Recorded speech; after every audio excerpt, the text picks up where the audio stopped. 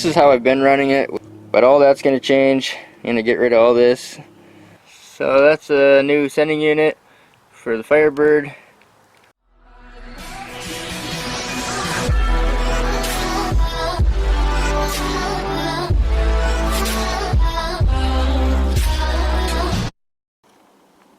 I think putting a 95 sending unit in the factory gas tank is probably the easiest way if I had an access panel here, which seems to be a common upgrade. Like I say, the new Grand Prix or the 2004 and up Grand Prix, they have one from factory in the trunk, so GM did start putting them in later on.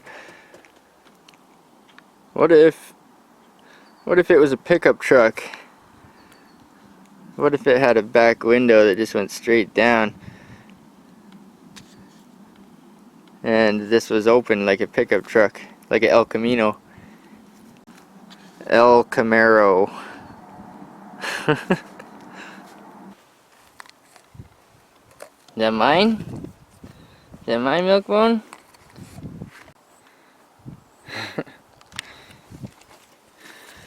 I gotta get ya. I gotta get ya. Oh, you big bear.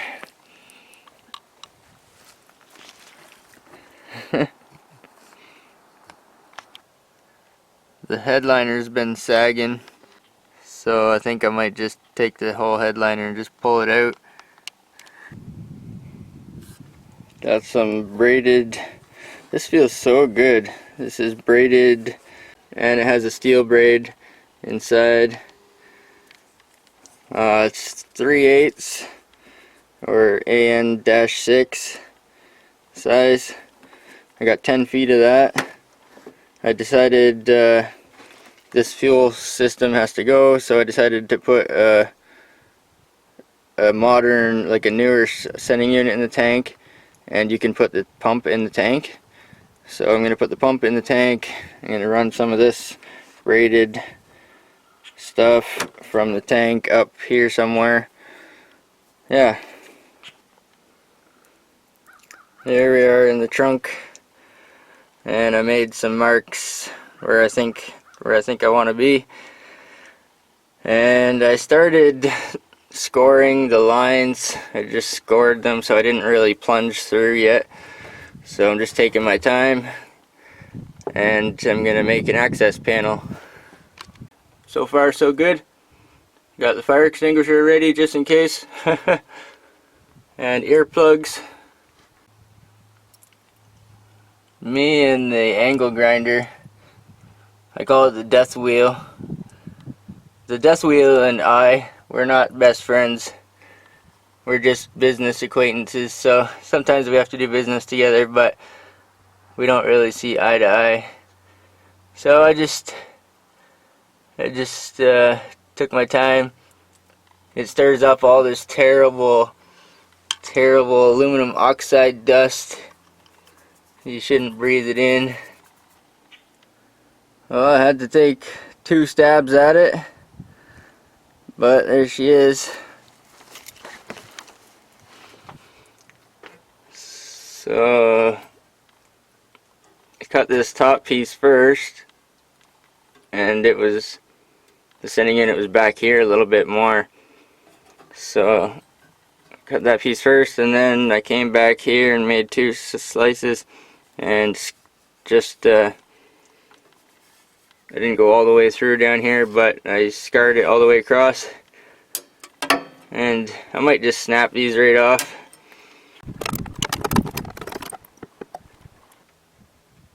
That worked out pretty good, I guess. I kept 1 inch all the way around, so if I put a cover on it, there'll be no ribs on in the cover seal, so I can seal it all the way around. Put a cover on it. The floor is in pretty good shape. Floorboards, pretty good shape. There's not even a freckle on the bottom. Well, my hole turned out to be 6 inches wide and 11 inches tall or long. So 11 inches front to back, 6 inches width. So I guess I'll have to make a cover or find a cover about 8 inches by 13 inches, and that should work out pretty good. I'm waiting for the new sending unit. I don't know if it'll be here this week or not,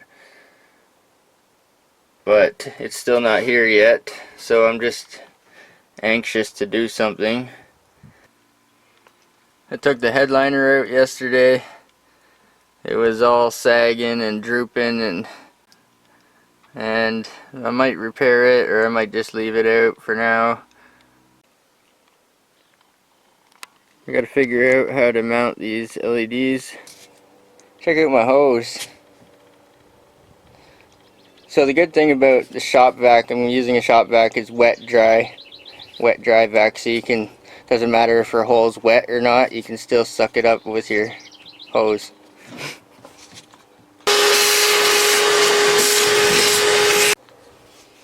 I use this little wire wheel on the drill and cleaned it up a little bit.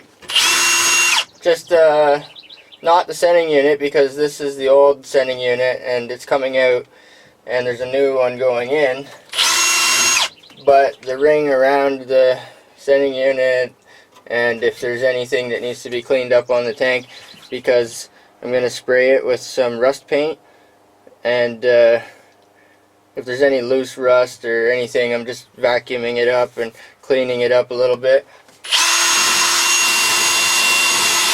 Well, I sprayed some rust primer, red oxide rust primer, and then the can clogged up, or the nozzle clogged up. But first I sprayed it with some parts cleaner, degreaser. Brake cleaner works really good. It takes all the oils off and evaporates quick. What do you think? Do you like the old style horizontal Bandit? I call these the Bandit taillights because they're the same as Smokey and the Bandit, with the horizontal lines in them. Or there's these GTA style with the Pontiac grid. Oh, that's the primer sealer, the rust check primer sealer. I kind of like this stuff. It comes out of the can really quick, so I just put on several light coats on several angles, try to get in that way and that way. I just want it to be tidy up top before I take this out. And oh my goodness, look at that guy. He's a big bird. I think that's the Hercules. He's pretty low too. He's only about 500 feet off the ground.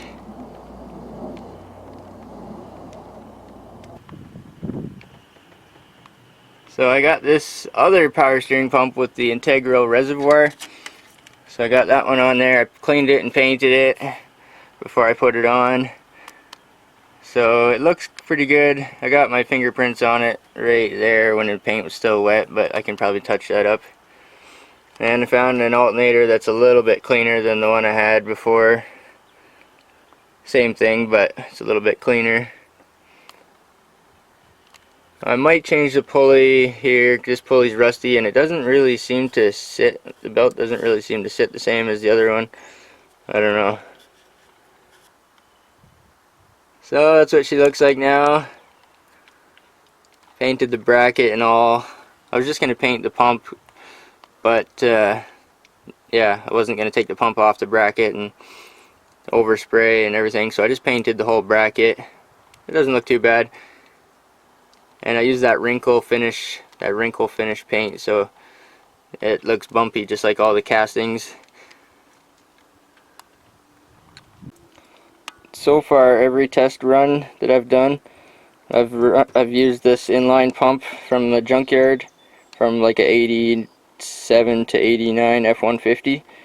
This is how I've been running it, with the return line and a feed line, filter, pump, and I've just been running this inlet down into a gas tank or gas can. But all that's going to change. I'm going to get rid of all this. I'm gonna have to run one wire, this blue wire here, I'm gonna have to run it back to the pump.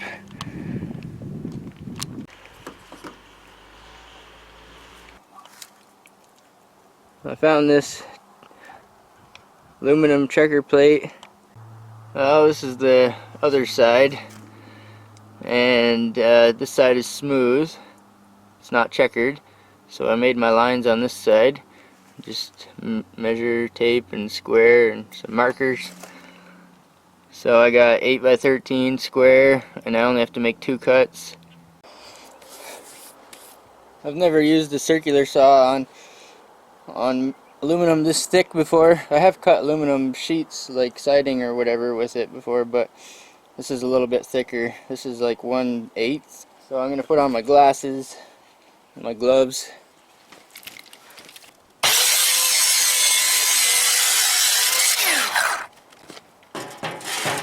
Okay, that's not too bad.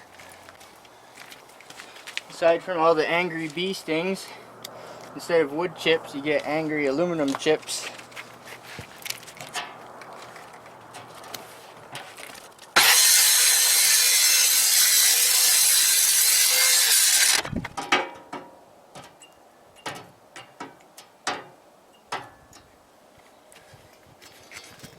There we go. This is just a regular wood blade, but if you're careful, take your time, and don't do anything really thick. This is only 1/8, I think. There she is. Aluminum. It should be, yep. So I made it 8 inches wide, so it fits in these in between these ribs nicely. So I'm not trying to cover any low spots. And I've got like 1 inch on this side, 1 inch on this side for mating surface. I can put a good gasket all around. That'll go there. There's a rib here, but it actually stops there, so I got another inch all the way around. So I've got a good gasket all the way around, no low spots or dips, or I'm avoiding all these ribs, which is good. I might be able to polish that and clean it up. I don't know if I'll use rivets or screws or what. I've seen a couple guys with hinges. Look what the mailman brought. Oh my goodness. So shiny. This is stainless steel. Stainless.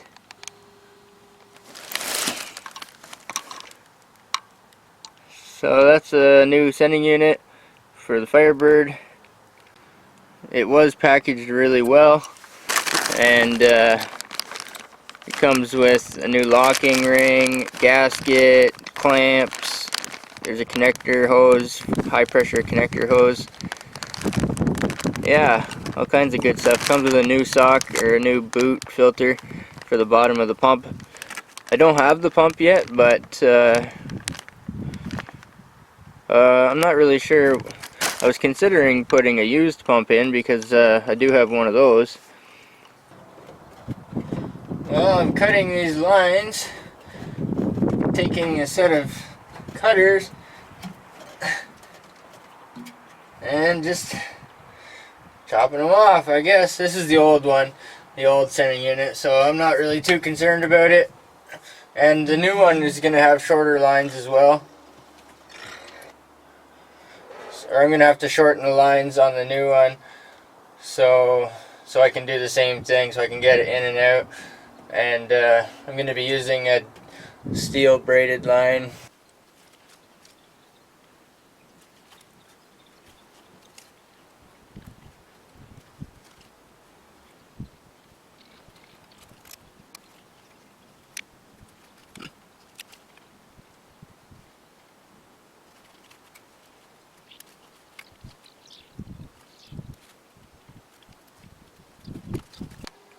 So some of those clamps have like they don't have a stainless screw, but this one does, and they're labeled. It'll say like all stainless on it.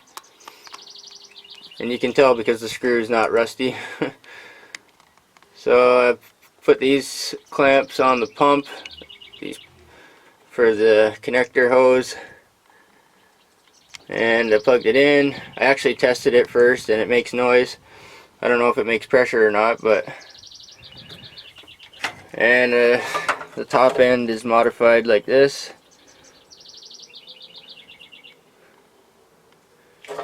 The wires are almost the same, but that one has 2 wires and this one has 3.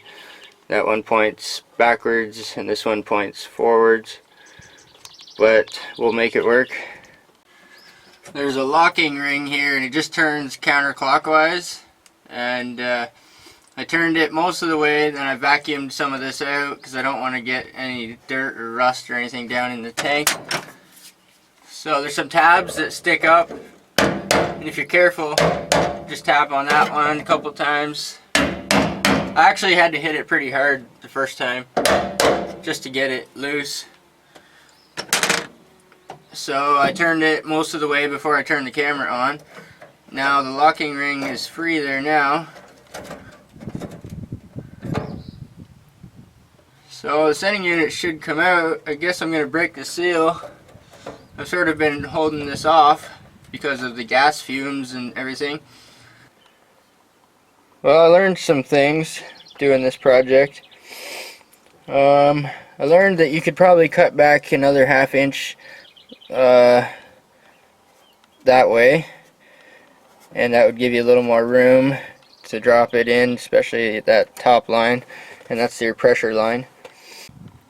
So you could go a little bigger. Another thing you could do is these lines, I cut them there on a 90, but truthfully it would have been easier because getting these lines on here and reaching in there and getting the clamps on is a pain in the butt.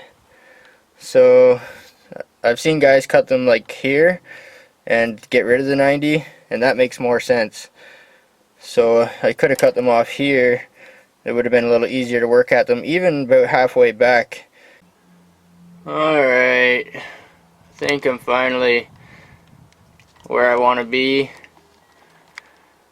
but I got a pressure line, a return line, and a vent, and I ran the wire down, and the one wire comes from the truck fuse block to run the pump, so I'll just have to run one wire back there and connect it. I just separated the blue one, got rid of it. I got this red one here, which is a little bit heavier gauge, but I did that for a reason. I wanted it to be a little bit heavier because voltage, DC voltage, you experience loss over distance. Well, I think I got her all wired up and plugged in, and I think I'm gonna go turn on the key, and you listen here and tell me if the fuel pump comes on. Usually you can hear it when it comes on.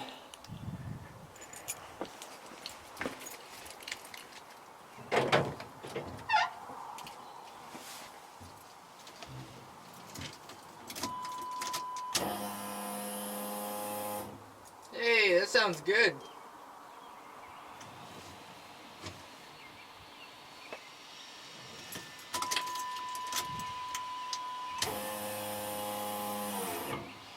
There we go.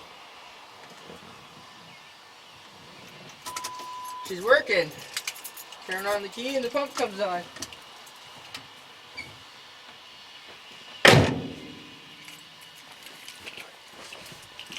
Well, that's a good thing. I'm still using the factory plug, so it plugs into where it used to plug in.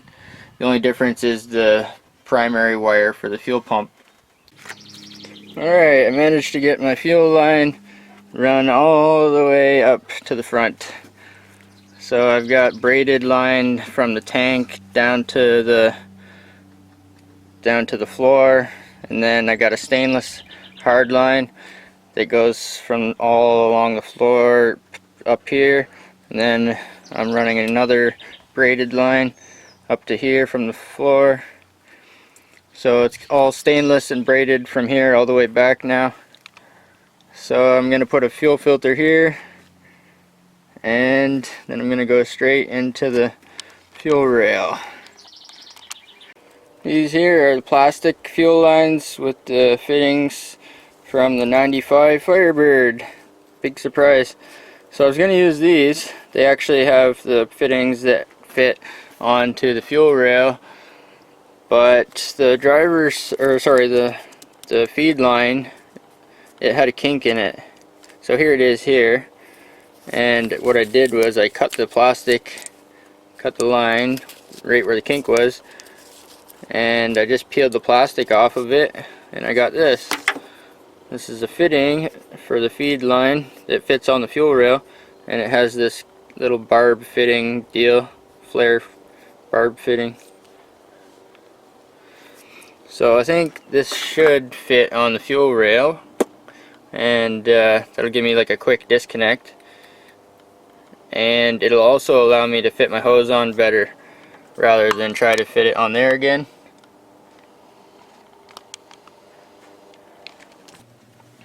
I think I'm going to use this fuel line here. This is one that's cut off. This is what's left of the 10 feet. So 10 feet worked out pretty good because I used stainless underneath. This is the fitting from the 95 Firebird. It'll fit in there nicely. I can clamp it on that bell flare nicely. Oh yeah, pop right on. Nice. And then this will go on as far as I can get it, probably.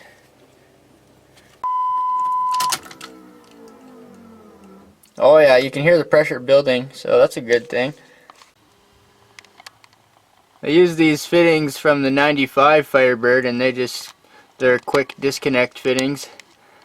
I sprayed them with lubrication, so it's hard to tell if they're wet or not. But I don't see any fuel spraying out anywhere, so that's a good sign.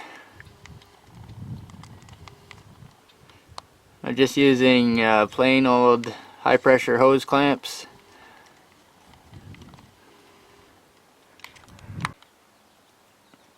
I sort of moved my wires. They used to be tucked down in there nicely, but they're not tucked down in there nicely right now. So I was working on this stuff here with the computer and the fuse block and trying to bolt them down. I wish I had a fuel pressure tester, fuel pressure gauge.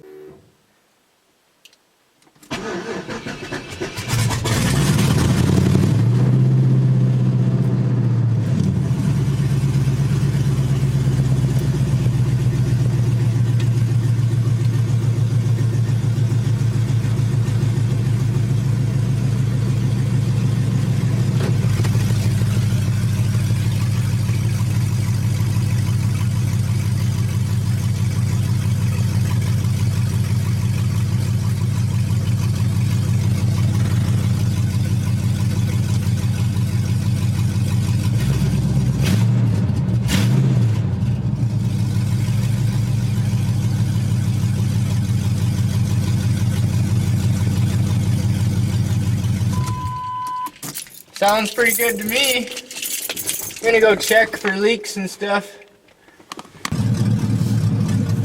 Power steering works a lot better when you put some fluid in it.